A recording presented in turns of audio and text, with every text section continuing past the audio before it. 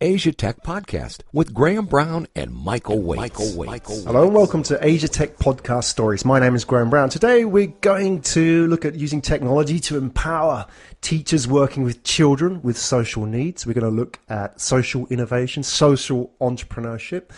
Joined by a lady today whose work has taken her to a wide range of countries, including rural India, all the way from Singapore. It's Caroline Essame, founder and MD of Kineret Karin. Welcome to the show. Thank you. It's great to be here. It's fantastic to have you here. We've got so much ground to cover today, Caroline. We're going to talk about social innovation, social entrepreneurship, development, child development, using technology to empower people in different countries to work with children with social needs. First, before we go there, let's talk about what you actually do on a day-to-day basis, and then we can maybe backtrack, look a bit about how you got into that space and how you've worked with accelerators such as Impactech, who were on the show the other day. Let's start with yourself, Caroline. What is it that you do? Well, I trained many, many years ago initially as an occupational therapist, and an occupational therapist is someone who works around what we call daily living skills. So we help anyone who maybe has a disability or a mental health problem or something that impacts on their ability to lead a meaningful life. I work now with children with special needs and social and emotional challenges. So anyone who either has a physical disability and isn't able to do things for themselves, people, children on the autistic spectrum, and I help them develop the skills they need to engage in learning and life. Basically, that's my background. I'm also an art therapist, and I do a lot of training around the importance of creativity in human development. And my master's is in play-based education. So I look at how play is important for the way children learn and the way that their brains develop, basically. So I'm a trainer, but I'm also a clinician.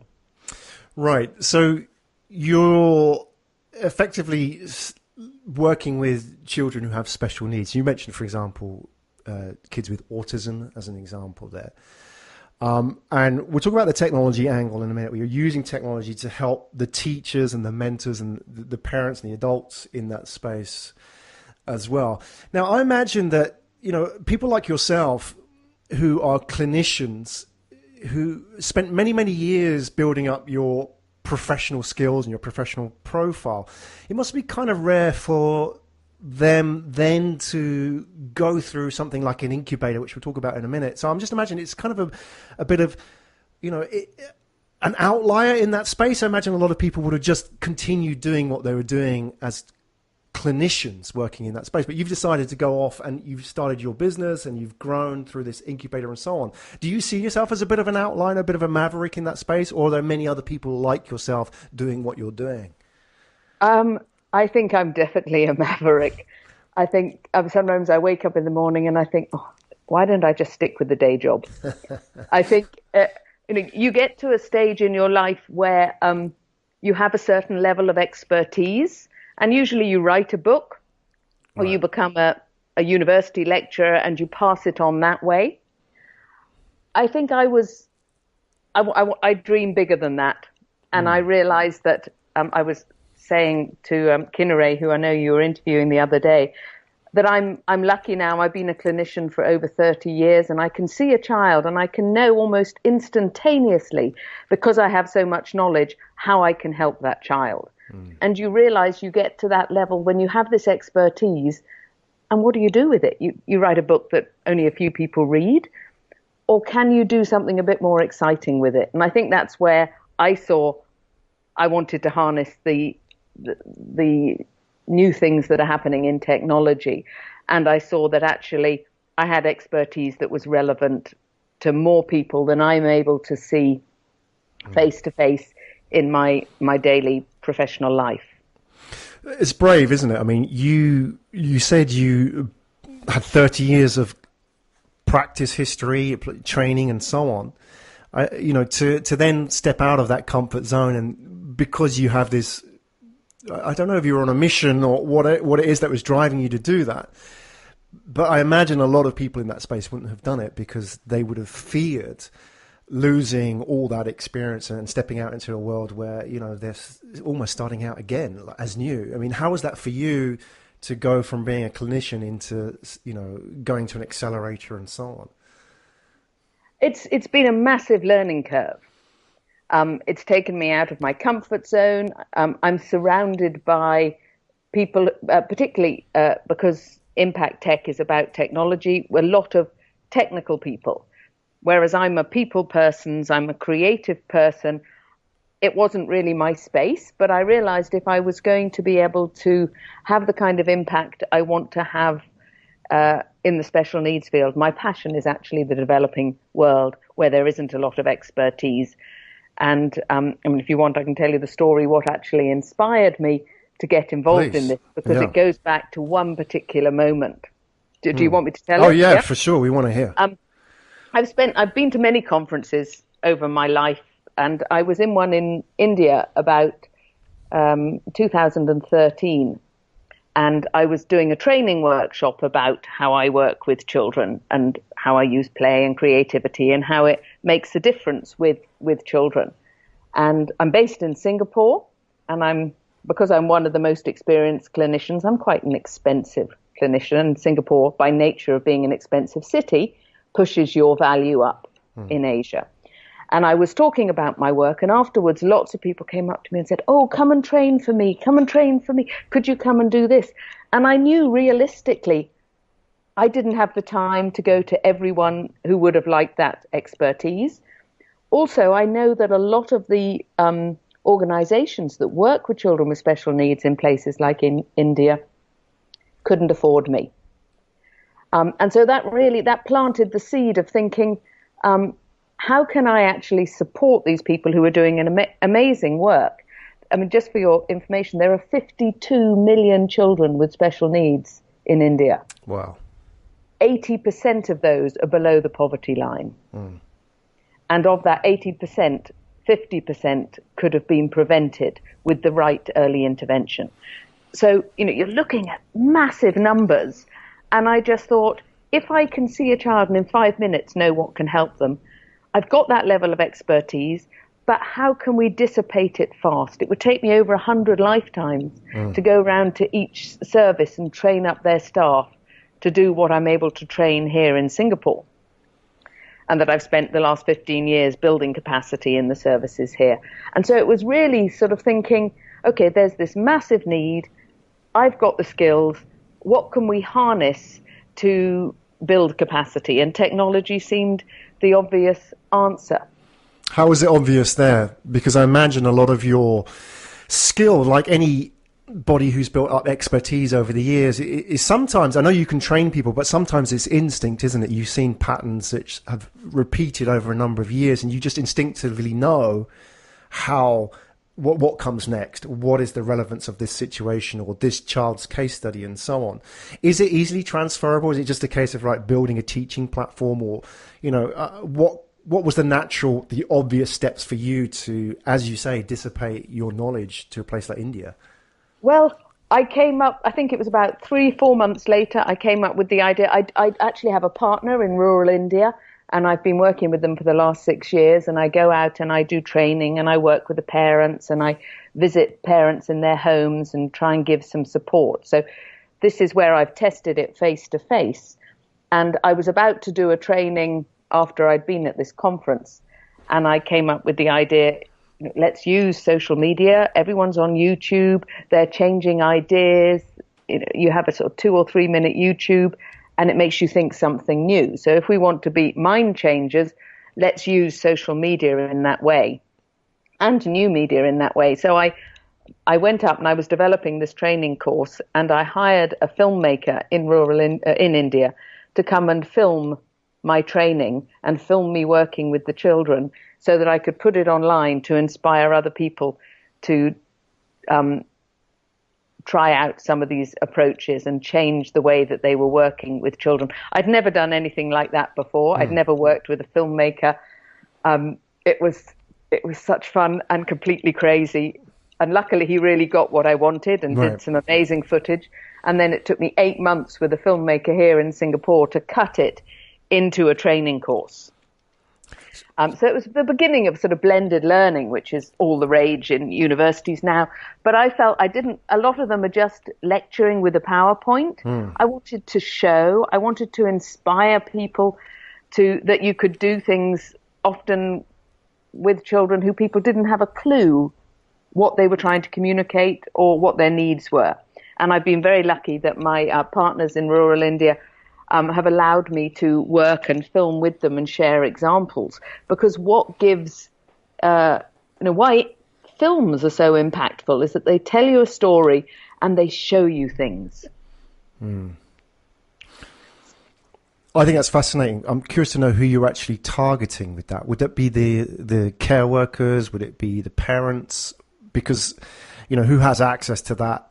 And who, I suppose we'll come to the cultural aspects as well in a minute. But first of all, who are you targeting with your content?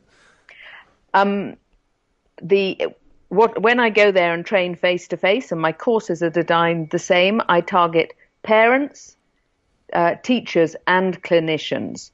And you try. I mean, what we often find when I was looking at similar content that's been developed online, and I've done a few online courses, a lot of them come from the US or the UK. They're very, this taps in a bit to the cultural thing, they're very Western bias, and often they're in quite high professional language. Yeah. Now, because I have to work with translators, I realize so much is lost in translation. I mean, I've been working in dual languages for nearly 30 years now in Asia. So I think I've realized what actually matters. You have to get to the crux, and you have to throw out a lot of professional language, because particularly for parents, it doesn't necessarily have meaning. And you've got to really simplify the message, but for not making it's not that it makes it simple. You've got to make it true, but not with lots of highfalutin concepts that might be Western specific or mean that you need to already be qualified as a psychologist and occupational therapist, because then we're not able to reach the people who need the support. And mostly it's the parents who are with these children 24/7. Those are who we really want to reach. Yeah, very true. I mean, it's easy to hide behind the terminology and the jargon, isn't it? Because that's kind of the bubble any professional lives in, right? Or the default position to fall into, isn't it? But what makes us professionals. Exactly. It happens in every industry, but it's a challenge, isn't it, to step outside of that. Okay, I mean, that's fascinating. Can you give us an example? I mean, so obviously people in your industry will be familiar with your work. For those outside, what kind of cases can you share with us where you've provided this content, it's had some kind of impact?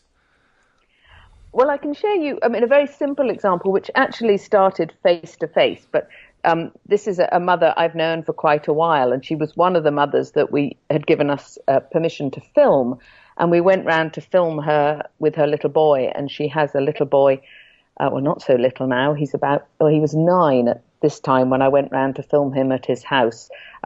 He has autism and cerebral palsy, and he has lots of a sort of unstable posture. So he wobbles when he walks, he flaps his hands, he doesn't make eye contact.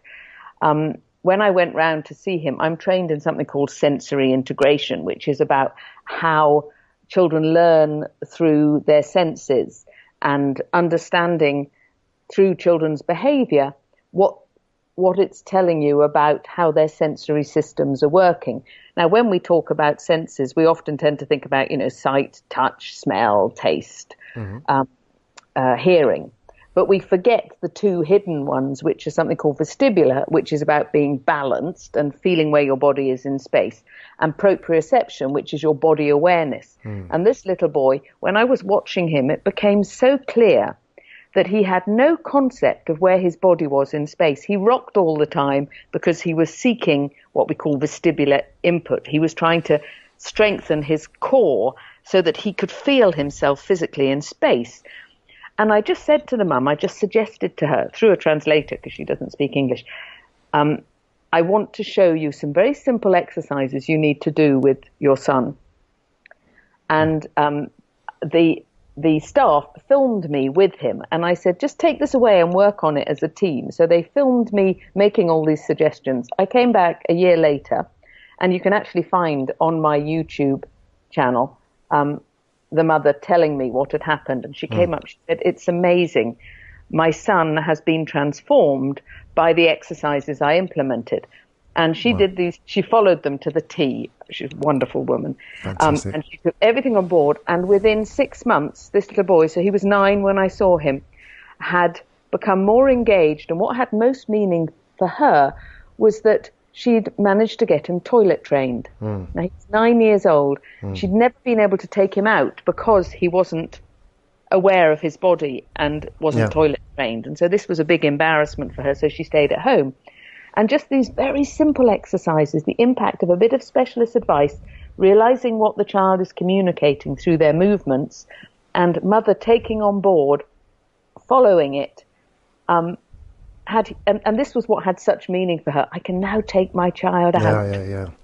Exactly. And the child becomes less for her a burden. And I suppose it's the small cog that turns bigger cogs later on in life, that he maybe gets a little bit more, or both of them get a bit more independence in their life. But it's so fascinating. That's such a, I mean, it really is a quick win, isn't it? That you've given to that family. You haven't prescribed 12 months of therapy to them. You've given them some very simple instructions to follow, which have had a big impact.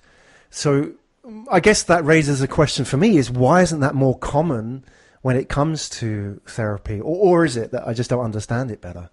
I think that's how therapists work. I think particularly for children in rural India, it's accessing that level of expertise. I mean, I work in a clinic here in Singapore, and the therapists are superb, and they would do a lot of this practical thing. But it's time consuming, it's expensive. It's for parents to know that there are people who have that expertise. And I always say, nobody teaches you how to bring up your children. Even parents of children who have no challenges, we're doing it on a wing and a prayer. Yeah, we've forgotten what it was like to be children, and nobody shows us how to do it.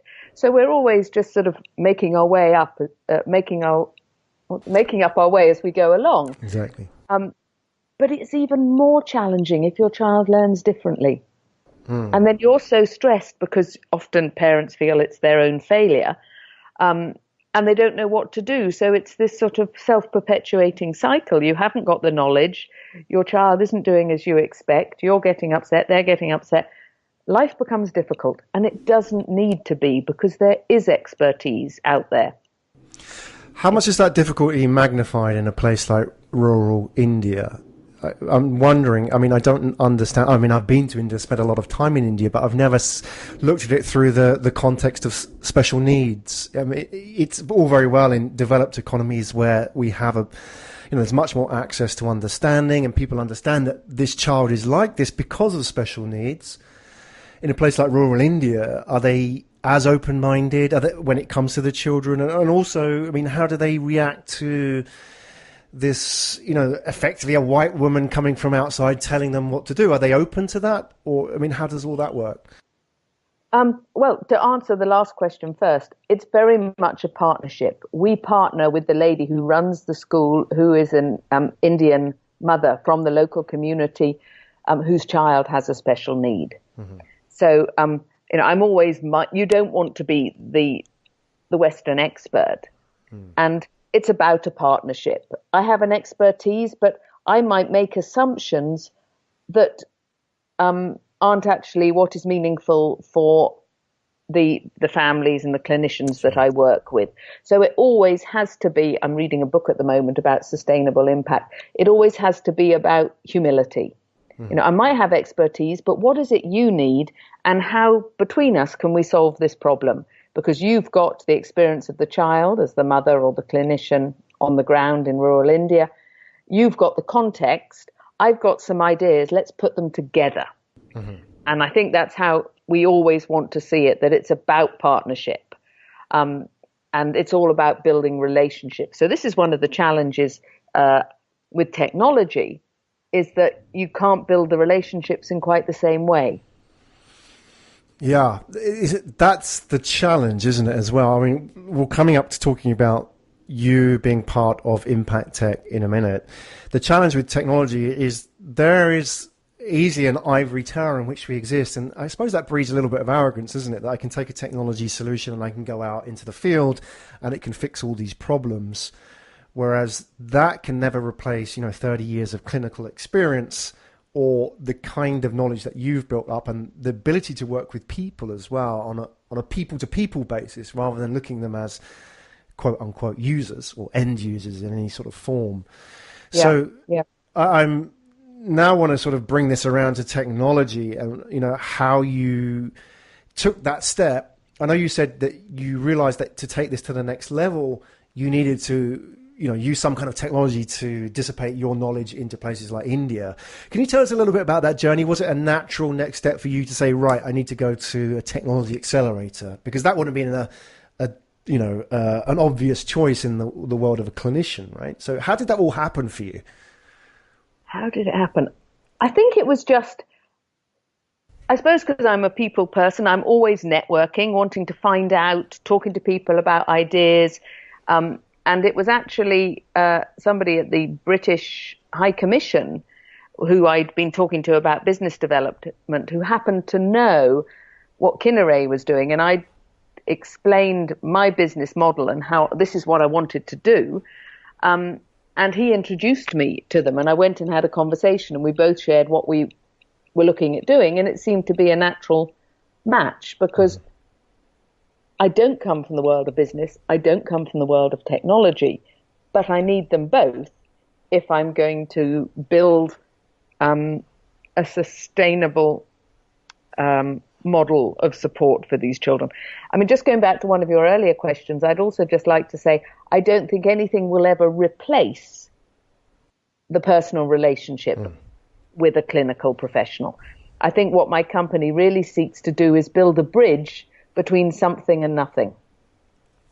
And ideally, eventually it will work itself out and won't be needed because there'll be enough people who have the skills in the places that need them. I think always we want to come back, particularly when you're working with children. We don't want a robot teaching them how to walk or things. We want people who love them, touch them, engage with them in a spontaneous and warm way. But until there's enough knowledge out there, technology is a wonderful avatar for getting some information out there that is good enough to give children sort of at the bottom of the pyramid at the moment and the adults who work with them support, knowledge and expertise. Yeah, technology will never replace that human touch, but it can do all the heavy lifting that makes the people that work in that field focus really on what they're good at rather than the other stuff, right? I mean, that's how technology really should work. So did you go to Impactech with that vision? I know you talk about building it to a stage where, that everybody has access to this in these places like rural India. Did you go to the accelerator and say, right, this is my vision, this is my product, this is my business model? I mean, to what extent were you had all the numbers and the figures worked out, or did you really just go with an idea? Oh, no, I'd already started. I knew what I wanted to do. I'd started my platform. I'd started my training courses. I had some figures, tenuous figures. What I didn't have was confidence as to how I would do it.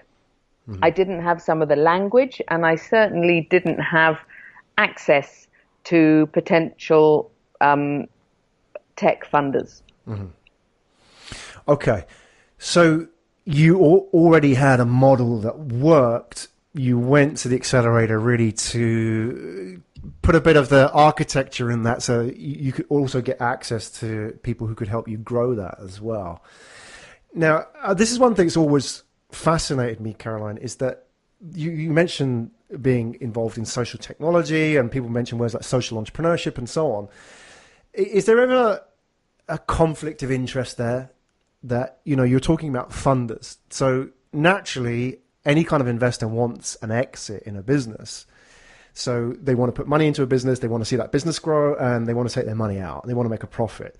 A little bit different in your space, but I'm just curious to know about that, how that's managed, because, your business is a little bit different, right? I mean, you're not in it just to make a profit. There's a much bigger vision involved here. So how does that all sort of sit with you when, you're talking to funders and talking to investors? Well, I mean, I'm very aware that I am more of an impact social entrepreneur than a profit social entrepreneur. Mm-hmm. And I think the new movement into beneficiary corporations is the way that I'm heading. A benefit corporation, sorry, that's the word. And I realize that's quite new because actually, because I'm looking at the bottom of the pyramid, I have a slight issue with making money from people who are suffering. Right. I think that's any social entrepreneur's struggle. And that's why I'm a therapist, not in banking or business. Because I'm more interested in impact and people. But I'm also aware that if you don't look at any business in a sustainable way, which is what business people do, you're not going to be able to have impact. So it has to make profit to grow. And this is something, I've been having to learn and change some of my assumptions. Also, because, I know what my hourly rate is as an individual, and I see one child in that. If you've developed something that is meaningful and good online, that millions of people can be accessing, you are highly scalable. And if we get it right, it has the potential to be highly profitable. That's not what interests me particularly, but I know it's what interests investors. Because, and the whole field of artificial intelligence, again, we're at the cusp of some of this. And about 6 years ago, I developed an assessment where I said something, I want to wire my brain. And at that point, I put it up in a cupboard because I couldn't afford to get it wired in a computer. We're in a different space now, 6 years on, and I'm trying to get funding now to get that wired. So what do you mean, wire your brain? Well, the idea that, so when a child comes in and sees me, there's lots of neurons in my brain with all my knowledge that are firing. Basically, an algorithm in AI is a wired brain, isn't it? This whole deep mind thing that Google is investing hugely in is getting neuroscientists who understand brain pathways and technological people together and creating artificial intelligence. So I want to create something that's at least a fair simulation of what happens in my neuron wiring in an algorithm that somebody can do on a handheld device. And that has value. It has immense value. Well, there's a lot of issues going on here. Let's sort of backtrack. We'll come to the artificial intelligence bit in a minute. I know you mentioned, for example, about making a profit from what you're doing or what the drivers are. I mean, I suppose people from the outside looking at that space, they may be familiar with, I suppose, the work of people like Muhammad Yunus from Bank. I mean, he won the Nobel Prize for that. That was sort of when people really, I know a lot of people in the space have been talking about it before, but outside people really started talking about things like social entrepreneurship, and that certainly gave, much more of a bigger stage to things like microfinance as a movement. And people thought actually you could make money out of that. Now, I'm just going back to that Muhammad Yunus story because I think it's interesting with what you're doing. I remember seeing him talk about this and saying that, rather than trying to go out and change the world, all he did was go out and try and fix one person's problem. In his case, I think he went out and found somebody who needed to borrow money, some woman who was making a basket or weaving a basket and lent her the money and so on. And that's where it started.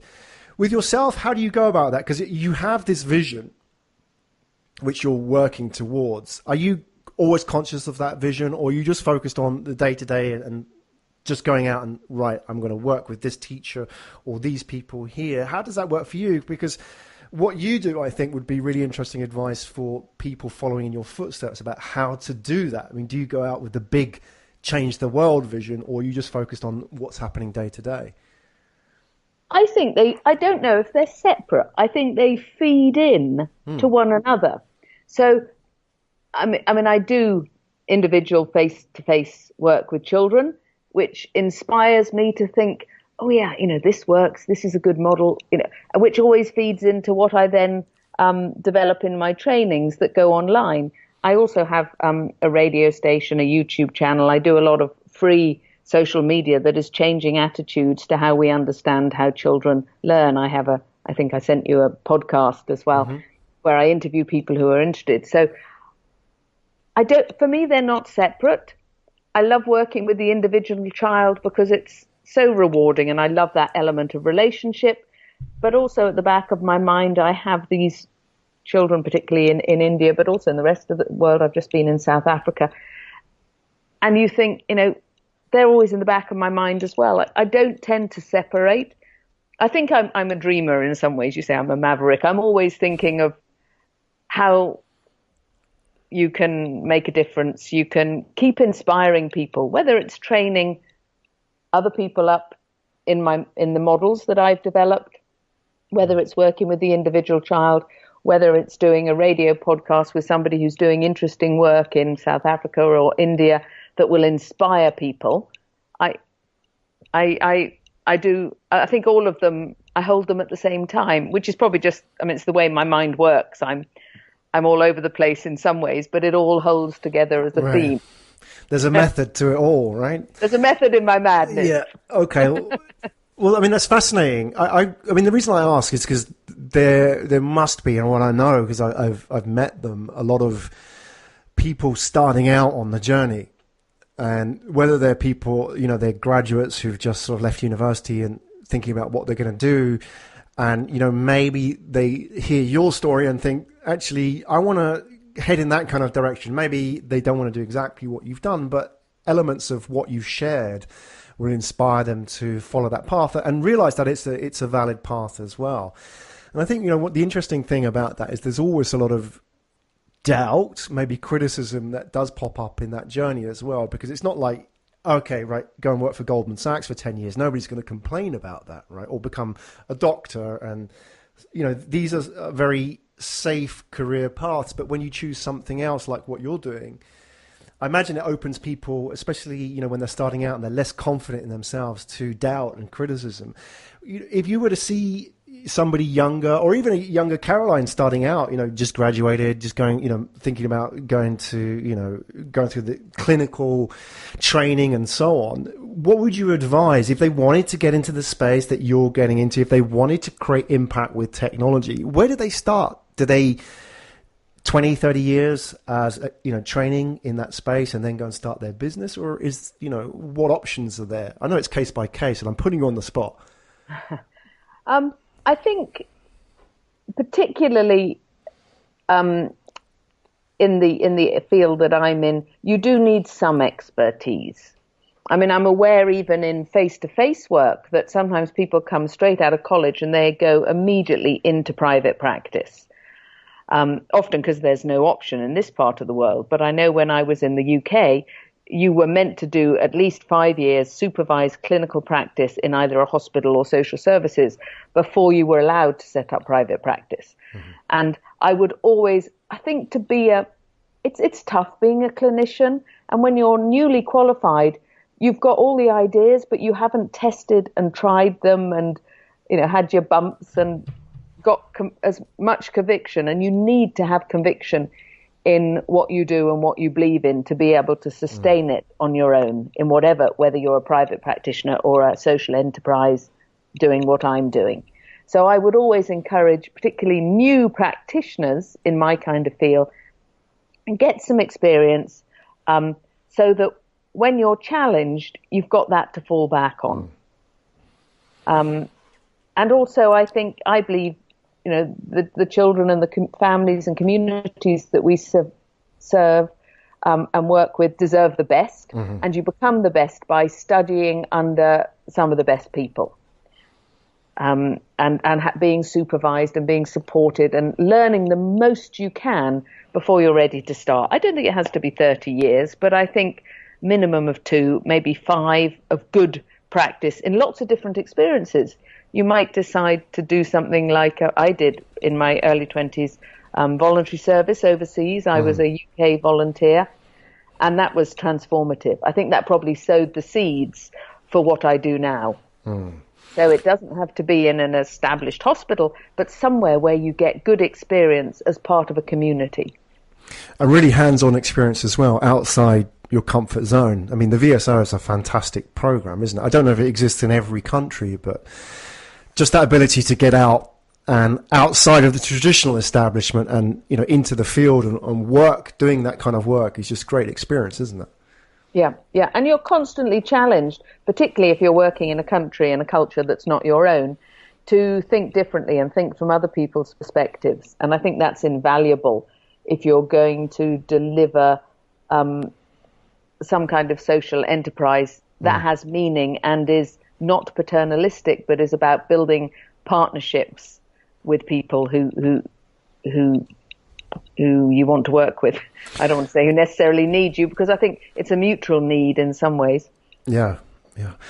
Caroline, it's been fascinating talking to you, and I really appreciate you coming on and sharing just a part of your journey with us today. And I know there's a lot more to come as you grow. And as you said yourself, it's a new chapter, really, and you're constantly reinventing yourself. Even though the thread that carries through your career and your life is one of helping people, empowering people, teaching people. You know, you're always, I think the inspiring part about what you're doing is despite building up this professional experience, you're willing to challenge yourself and step outside of that. And I imagine 9 out of 10 people in that space wouldn't have the guts to do that. So the fact that you've done it, being a maverick, bit of a dreamer as well, I think it's been fascinating. It's inspiring for people who want to do that kind of thing as well. So before you go, I want to ask you for some further links so people can find out more about you, because I'm sure people are going to want to check out your story. So where can people go online and discover you? Well, I have my website is www.createcat, that's CREATECATT.com. Hope I've spelt it right. And on that, you'll see the links to our YouTube channel. You can find out about our India work. There's a little Spreaker signal, which is a podcast, so you can hear us chatting to lots of different people. Facebook page, and the Twitter's on there. So we're very active on social media, sort of building community.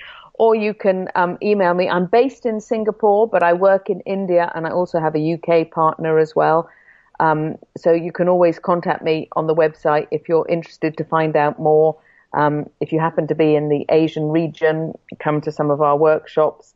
We're just about to launch. It will be out probably in the next couple of months. We made a little documentary about our work in India, and that will go onto Facebook and Twitter. So if you want to see that, to find out more, that will be coming up soon. It's called Mothers of Light, and it's about the mothers at Deepti Special School and how their lives have been transformed by the school and our partnership work. So we're always doing things, and I can easily be found with my unusual surname as well.